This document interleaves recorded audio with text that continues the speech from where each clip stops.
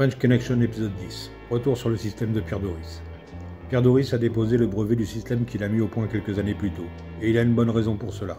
Coupler ce brevet à un autre de ses brevets déposés en 1936 concernant le moulage des manches de couteaux en plastique.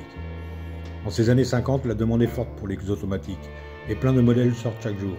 Il faut se différencier et proposer un produit simple à fabriquer et compétitif. Il a simplifié son système pour en faire un montage mécanique qu'il peut glisser à volonté dans chacun de ses manches.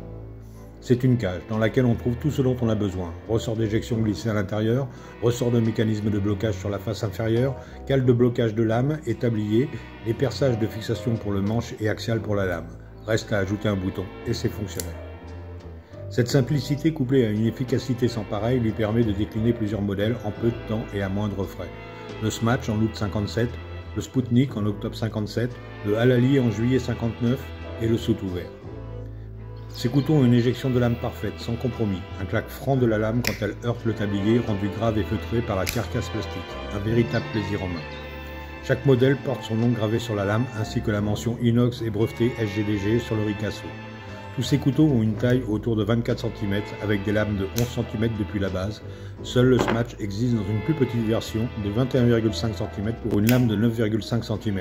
Il est à noter que le Smatch a eu deux générations, la première avec un blocage du système par curseur et la seconde par rotation du bouton de déclenchement. Ce système fiable associé à des plastiques qui ne se déforment pas dans le temps font que l'on trouve régulièrement des Doris Chastel en excellent état sur les sites spécialisés. Ce sont des pièces indispensables dans toute collection de couteaux automatiques.